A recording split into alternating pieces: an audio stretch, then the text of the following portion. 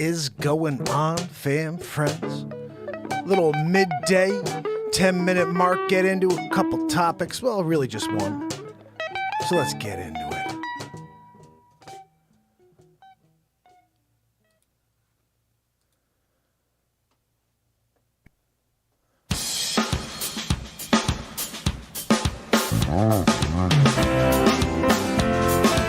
It's Friday. It's Mark Pires. I was walking down the And road it's today, Renaissance looking for Man. another way. I'm here My mind and how to my ease my mind and help my living. It's Renaissance Man. It's the daily variety show Mark Pires Renaissance Man. I'm here to connect with you, to amplify your current state, and I'm here with you on day 1215 in a row of the Renaissance Man Show. And we're going to get into it just like we do every single day, fam and friends. So make sure you give me a follow, you subscribe, you click all the links. We've got music out there, we've got movies, we've got comedies galore, and we're here every single day of the year for a couple minutes just to try to keep you away from the darkness. This is a short 10-minute mark. We're going to go through one quick topic before I get to my appointment, which is in 30 minutes. And I just wanted to share with you quickly the oil bill I got. And I know you guys saw this little short. Maybe you did, maybe you didn't. But I got an oil bill. My wife called me yesterday and said, Zabrowski says, are you going to do a woohoo? I don't know if we're doing a woohoo today, buddy. I'm doing a story, you know. Okay, fine. Here's a double-decker, though. You know that because there's a show tonight. This is just a 10-minute mark. We're doing another one tonight for Friday Night Live. You're doing a second woohoo, right? Zabrosk, you can't do one woohoo, you know? All right, look, we'll hope he does a double-decker, okay? But I'm going to let him do this woohoo, and then we're getting into the story. Bottom line, my wife calls and says, guess how much our oil bill was? Now, people said, what's oil? What do you mean oil? Okay, so if to heat your house, you could use electric, you could use propane, gas, you could use oil, solar, many ways, but we have oil in the Northeast. I'm in Connecticut, and oil prices for the last couple of years had kind of gotten down to the point with like $350, $380 a month, which is a lot, but still, it's tolerable. I can deal with it. She says, how much? And I'm thinking, okay, maybe $600, $700, $800, because I think last month it was $650. It was $650 last month. She says $1,238.41. For 1 month of oil to heat my home, $1,238.41. That doesn't even include electricity, doesn't include food to put into the refrigerator, every other bill we have in the world. This is insane where they're going with these expenses that we're expected to just have money for, you know, $1,238 a month. So the crazy thing is, my wife calls and says, what's going on? They said, this is the 15th phone call we've gotten today. And the guy said, the crazy thing is, if we came today to deliver your oil, it would have been over $1,500. So in one day, it would have gone from $1,238.41 to over $1,500 if it was yesterday that they delivered. So I don't know what it's going to be next month when they deliver. If they deliver a $4,000 bill to my house for oil, what am I supposed to do with that? By the way, they just debit. It's not like they're like, hey, send us a check. So I see, and I was going to show this to you guys. I got a receipt my wife sent me for $1,238.41. I will be doing that on TikTok later so you guys can see the actual receipt. Matt Zabrowski, can I get a woohoo after $1,238.41 bill? Woohoo! Right? You're here. You get a woohoo from Matt Zabrowski. He's a Grammy winner. When you got a Grammy-winning woohoo guy sitting here lifting you up a level when you just paid a $1,238.41 bill, you go with it. You know what I mean? What's that, Zabrowski? No, Zabrowski did a great. It's a good one. He's like, well, I don't feel like it was Grammy-worthy today. I thought it was great, right? Joanne, what did you... Joanne, stop wheezing back there, right? We're here trying to do a show talking about the oil crisis, the energy crisis, and Joanne's got her own wheezing crisis going on back there. Wheezy McGee. No, Joanne, I know you're doing your best. to try to keep the volume down. Guys, just so you know, this is a live improv comedy show. Zabrowski and Joanne are fictional. And we just bring them into the show throughout. You know, look, you got to rip on somebody, right? So we do live comedy news, live songwriting. I wrote a song 2 nights ago that was pretty crazy. This is actually from a few weeks ago. You had to shut off the negativity. So every night we loop and write songs live in the moment based on your requests. Trish Killian last night said, write a song called Angels in America.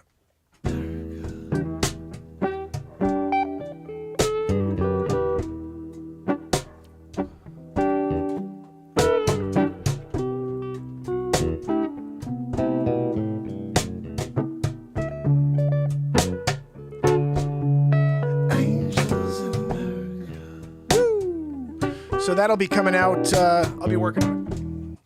But I'm actually working on it right now, to be honest. It's something that's my edit. Currently I have 2 edits I'm working on for new songs, and they'll both be coming out this week. At 3 o'clock today, the song Cry to Me, the song that was done by Solomon Burke and the Rolling Stones. I did a cover of it 2 nights ago when I did Angels in America. And if you can go at 3 o'clock and join me on my page here on YouTube, it will be premiering. It's a really cool version we did on my invention, the Beat Seat. So back to it real quick. I'm going to get into the story because we have about 3 minutes left. I've got to get going. I got an appointment, and we will be back tonight for a more traditional 30-minute mark, maybe a 1 hour mark tonight. We'll see. Amid rising prices, and how many of these pop-up windows are you going to send my way, Joanne? You know, I'm here. Pop-upped. Amid rising prices and calls to conserve, Connecticut uses more heating oil than most. The Vane Brothers oil barge docked in early 2022 just off Seaview Avenue in Bridgeport, Connecticut. Not too far away, Joanne.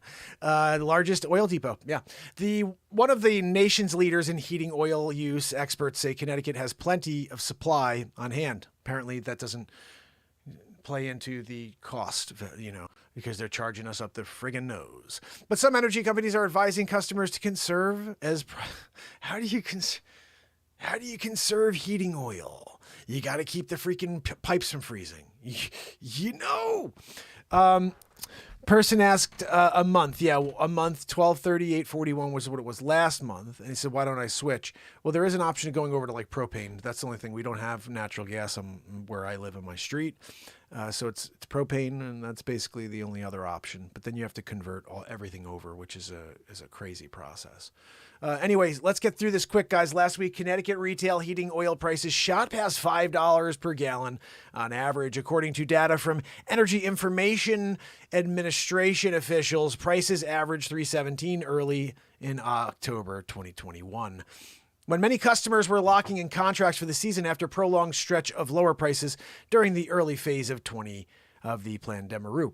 Last week, U.S. Senator Richard Blumenthal backed the idea of windfall profits tax on large oil and gas companies to benefiting from a surge in prices. Blumenthal said the plan would result in families receiving quarterly rebates in a total of $360 per year if oil prices averaged $120 a barrel.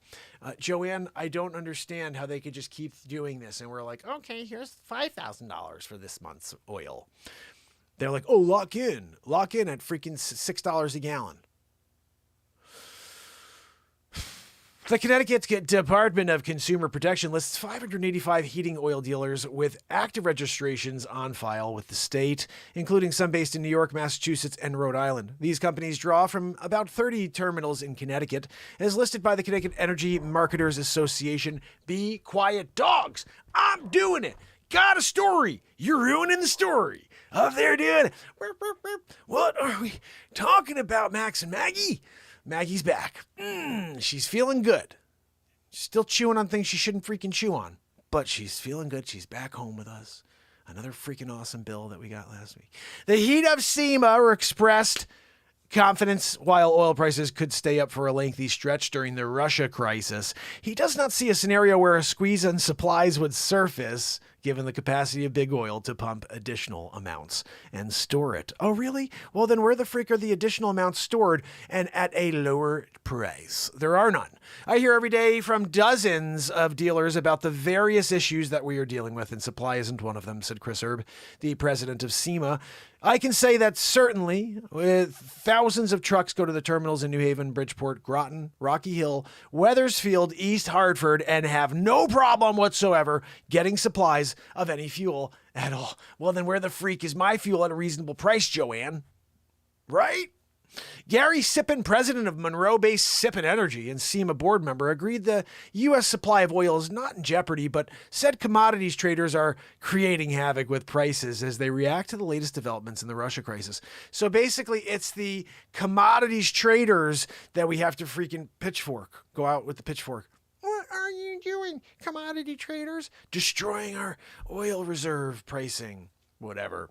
But we used to be energy independent. We had that going. And then I think the day that the new president came in, we had things change. And I don't know if that really matters. Somebody has to fill me in. Why are we where we are? Is it because of Russia? Is it really because of Ukraine? I thought we only got 8% of our oil from Ukraine, from Russia. Why should that really affect our value, our prices to go up double or triple? Actually, for my case, it's 4 times I think it's gone up. Explain that to me. If we are only 8% reliant on Russia, we were completely 100% energy independent 2 years ago. Can't we just go back to that? Can't we just drill more in the United States of America? Can't we frack? What are we talking about here? We're dealing with stupidity in the government. No, let's just charge the American people through the freaking nose, first of all. Secondly, let's just send billions, not just few, like $14+ billion to Ukraine. And when the people in our country need it, we fight that. No, we can't even give them their own money. We're going to give them a $600 like up front. Hey, this is your own money from your taxes next year. No, that we have a problem doing another round of that. I remember they were fighting over giving more money to the American people. These people who've been stuck in their homes because they forced everybody in their homes. And no. The American citizens are second-class citizens in America. The first-class citizens in America are foreign dignitaries, different countries. Anybody else but Americans are first-class citizens in America. If you're an American citizen, you are a second-class citizen. I don't even know how that makes sense, but that's what's going on here. You've lost your rights. You've lost the ability to be free, at least online. And I'm not sure if there's anything that's going to change with platforms like Twitter trying to be, clean themselves up to be more open to all content and not hate speech. I freaking love how these people go right. Oh, but they want hate speech. No, opinions. Opinions should be out there. If someone's going after someone, that should absolutely be pulled down. I don't think it's interesting that people on the one side of the aisle can say whatever the frig they want. They can go after whoever they want. They could say whatever they want, and there's no censorship whatsoever. It's just one side that's censored. So let everybody speak freely, okay? Hate speech should not be, accepted on either side of the at all. All hate speech should be pulled. That should be the bottom line. Okay? Hate speech pulled, okay? And people have opinions and are allowed to share their observations and have meaningful discord on the platform without only seeing one freaking perspective. And the person who does have the right perspective has 3 views. So how about you stop your shadow banning and allow differing opinions to be heard? And then everybody should be happy. Not hate speech, idiots. Nobody should have hate speech. Morons. Oh, now they're going to have hate speech. No, freaking morons. You guys are trying to gaslight. Everything's a gaslight. Oh, we got to go right to the hate speech. I love this one. Oh, well, Elon Musk could censor political opponents that he doesn't want to win. Jeez, didn't you just tell us what you did for the last 3 years, 4 years? Unreal.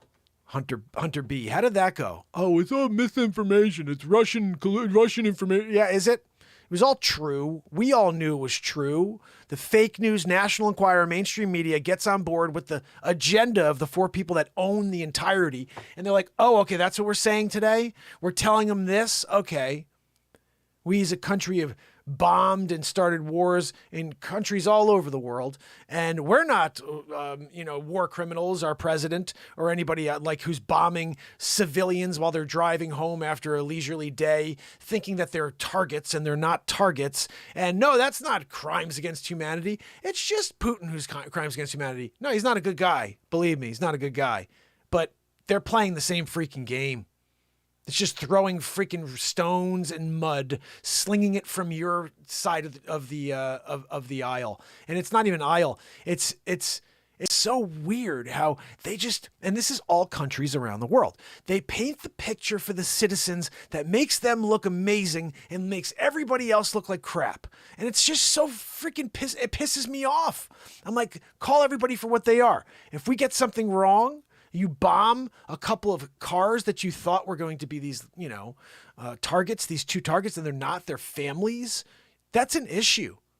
That's an issue, okay? You can't then have somebody else do something and say, well, your crimes against humanity, or whatever you call it. Not crimes against humanity. Yeah, it is basically crimes against humanity. I got to get going, though, guys. I got an appointment. So let me give you guys a ring soon. I'll be live later to finish up this show. Start the real show, which is a piece of music tonight. Oh, goodness. I get into a rant when I don't even want to rant at all. My goodness. So not tomorrow. Jeez. It's weird when you do a midday show and you're never used to doing a midday show. You're used to doing one show a night. But I did want to come on and talk to you about this oil thing. I'm really obviously worked up about a $1,238.41 bill. And I wanted to find out how you guys felt about it, what your bill was. So please find my clip here on TikTok for that. Leave me a comment there. Share it, because that is the type of thing that people need to hear about. What is going on with your bill this month to heat your house? It's insane. Untenable. So until later, fam and friends, when I see you, Lisa May, MJ Mama, Sage Pup, Kathleen Danford, Mr. B. Silver, you are awesome. And Sager, I see ya. Let me see who else over here on the talk. Just want to say, Elizabeth Thompson, you are awesome. I appreciate you. And anybody else that's here. Let's see, Keith and Rick. Please give me a follow, guys. I'm here every single day of my life. It's been 1,215 days in a row. And tonight we're getting into a song. Check out what's going on the YouTube page. All links in my bio under my picture. Until later, fam and friends, it's Mark Pires. And it's Renaissance Man. I love you guys. I'll see you later. You got to go away, yeah. You got to go away, yeah. See you later, fam. See you later.